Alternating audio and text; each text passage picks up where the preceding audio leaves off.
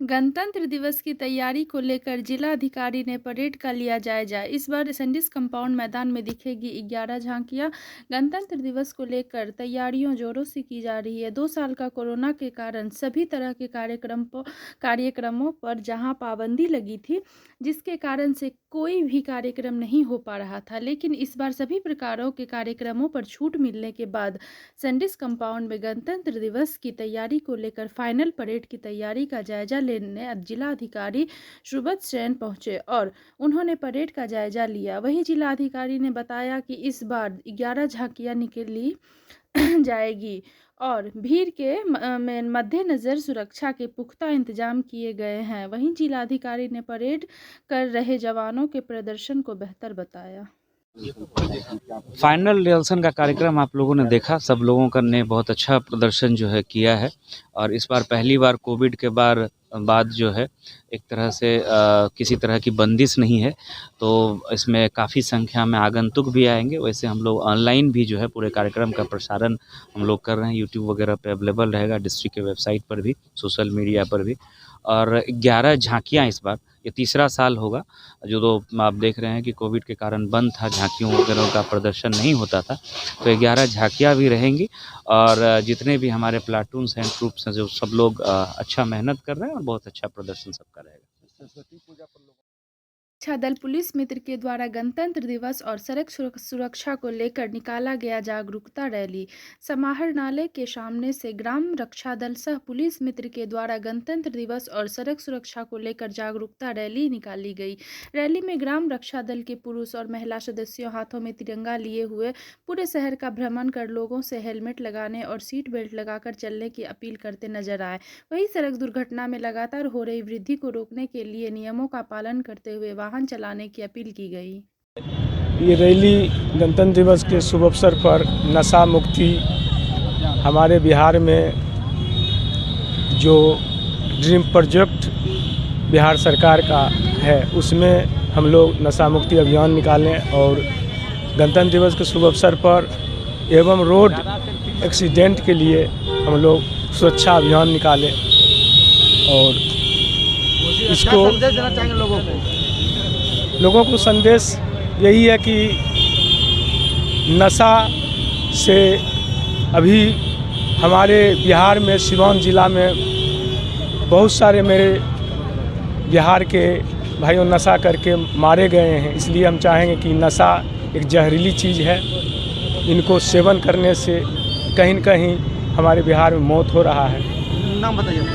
कैलाश जिला संयोजक। कर्म मामले में पॉक्सो कोर्ट ने सुनाया आजीवन कारावास। भागलपुर सिविल कोर्ट के पॉक्सो कोर्ट द्वारा दुष्कर्म मामले में अभियुक्त नीलेश यादव को आजीवन कारावास का सजा सुनाया गया। वहीं अलग अलग 3 धाराओं में 2,50,000 रुपये का अर्थदंड भी लगाया गया। पॉक्सो कोर्ट के लोक अभियोजक जय किशन मंडल ने बताया कि 4 साल पूर्व कजरेली थाना क्षेत्र में अभियुक्त नीलेश यादव एक अभिषेक कुमार द्वारा पीड़िता के साथ दुष्कर्म कर जान मारने की नीयत से धारदार हथियार से गला पर वार कर दिया था, लेकिन पीड़िता की जान बच गई थी, जिसको लेकर आज भागलपुर व्यवहार न्यायालय ने पॉक्सो कोर्ट ने न्यायाधीश पन्ना लाल द्वारा अलग अलग धाराओं में दोषी करार देते हुए अभियुक्त नीलेश यादव को आजीवन कारावास और 2,50,000 रुपया का अर्थदंड सुनाया, जबकि पीड़िता को सरकार द्वारा 10 लाख रुपया का मुआवजा मिलेगा। मामला था जो कजरेली थाना में 22/3/18 को दर्ज हुआ था। नाबालिग से रेप करने के बाद उसको जान मारने के नियत से गला पर गड़ासे से काटा गया। लड़की बेहोशी अवस्था में जब थी तो मृत समझकर वो भाग गए थे। वो अभियुक्त थे नीलेश यादव और उसके साथ एक अभियुक्त और थे जो अभिषेक कुमार थे।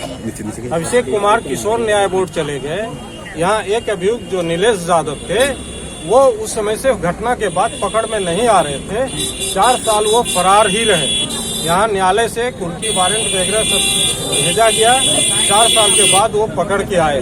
आज श्री पन्ना लाल सर जो विशेष न्यायाधीश पॉक्सो हैं एडीजे 6, उनके न्यायालय में इनको सजा के बिंदु पर सुनने के लिए आज रखी गई थी, जिसमें इन पर 363, 365, 307 और पॉक्सो की धारा 6 में सजा दी गई।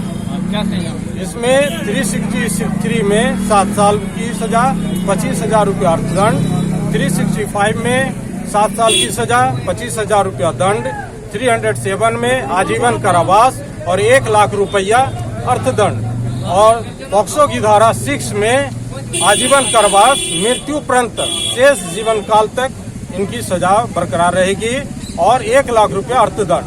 जितने भी अर्थदंड है उसकी राशि पीड़िता को दी जाएगी, 2 लाख पीड़िता को दी जाएगी। टोटल 2.5 लाख रुपया होता है अर्थदंड। और पीड़िता के सहायता अर्थात चूंकि वो बहुत ये हुई गरीब भी है तो उसको सरकार के द्वारा 10 लाख रुपया मुआवजा राशि हेतु निर्देश दिया गया है सरकार को देने के लिए। इसमें कुल 5 गवाही पीडब्ल्यूज के द्वारा पेड हुआ, जिसमें से विक्टिम की मां, डॉक्टर और आईओ सभी ने आके घटना का समर्थन किया। तत्पश्चात इसे 21 तारीख को दोषी पाई गई थी और आज जो है सजा के बिंदु पर था और इसे सजा देने के बाद एक समाज में एक छाप जाएगी। कम से कम निर्दोष वाली के साथ इस तरह की घृणित कार्य करने की हिम्मत ना करें और न्यायालय जो है 1 साल के अंदर उसको सजा देने में जो नियम है पॉक्सो कानून जो 1 साल के अंदर इसका होना चाहिए। 20/3/22 को आरोप गठन हुआ था और 24/1/23 को उसे सजा दे दी गई। इसलिए सरकार भी और अभियोजन के द्वारा भी तत्कालीन एसपी साहब भी इसे पकड़ने में काफी सहयोग करवाए थे।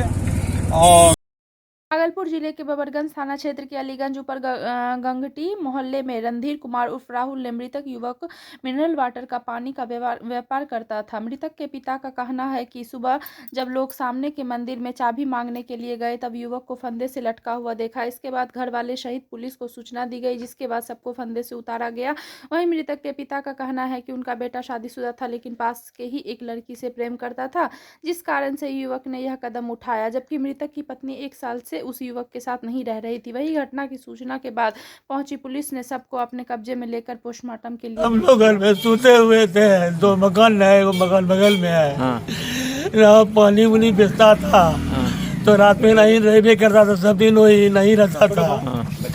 उसके बाद हम लोग सोते हुए थे, भोर को आदमी पकड़ गया यहाँ से कहीं की केवल मंदिर का चाबी जो है गेट के लटकाने नहीं खुल रहा है तो खिड़की से उलका देखता फांसी लगा हुआ गला में। क्या कारण लग रहा है? को कारण है मोबाइल में सब साहिब बगल का लड़की था केदारनाथी का नतनी, उसी के फेर में बेटा चला गया। उसका मोबाइल में सब कुछ भी लिखा है। शादीशुदा था। पत्नी इसकी कहाँ? पत्नी वही नैरा में मैके में। उसको नहीं लाया था? नहीं, अभी नहीं लाया था। लड़की के कारण? हाँ, इसी कारण बर्बाद हो गए भैया। गांव में किसी से पूछिए लड़का के बारे में, किसी से पूछिए, सब तन मन धन से तैयार है इस बच्चे के लिए। घर वही चलाता था, रोजी रोटी वही चलाता था बाबू। कोई रोजगार नहीं है बाबू, मर गए बाबू। क्या नाम हुआ आपका? मेरा नाम जयप्रकाश साहब उर्फ विलायती साहब। 26 जनवरी और गणतंत्र दिवस को लेकर नगर पुलिस ने चलाया छापेमारी और सर्च अभियान। नाथनगर दियारा से 250 लीटर अर्धनिर्मित देसी शराब किया गया बरामद और किया गया विनिष्ट।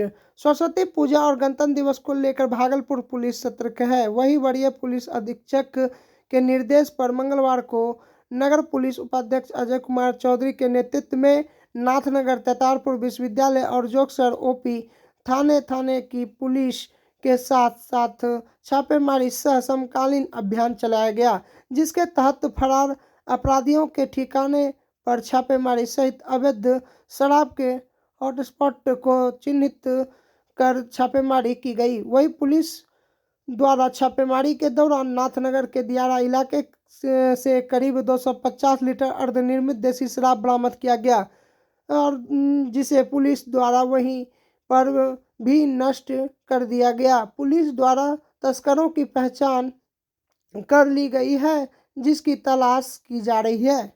राजद कार्यकर्ताओं ने जननायक कर्पूरी ठाकुर की मनाई 99 जयंती।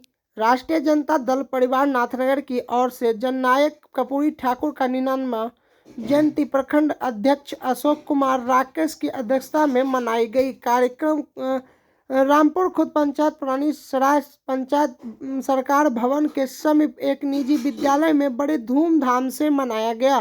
कार्यक्रम में उपस्थित लोगों ने कर्पूरी ठाकुर की जीवनी पर प्रकाश डालते हुए संविधान बचाओ देश बचाओ का नारा को बुलंद किया। उपस्थित वक्ताओं ने कहा कि संविधान हमारे देश की आत्मा है, इसीलिए इसे हम लोगों को मिलकर इसे बचाना है तथा आने वाले 2024 के लोकसभा चुनाव में भाजपा को सत्ताच्युत को करने का संकल्प लेना होगा। और उक्त कार्यक्रम में राजद जिला अध्यक्ष चंद्रशेखर यादव, नाथनगर विधायक अली अशरफ सिद्दीकी, राजद राज्य सचिव तिरुपति नाथ यादव, युवा राजद जिला अध्यक्ष वसारुल हक, कार्यक्रम प्रभारी विश्वजीत कुशवाहा तथा बबलू सिद्दीकी सहित नाथनगर राजद प्रखंड कमेटी के सभी पदाधिकारी गण एवं सभी ग्राम पंचायत के पंचायत अध्यक्षों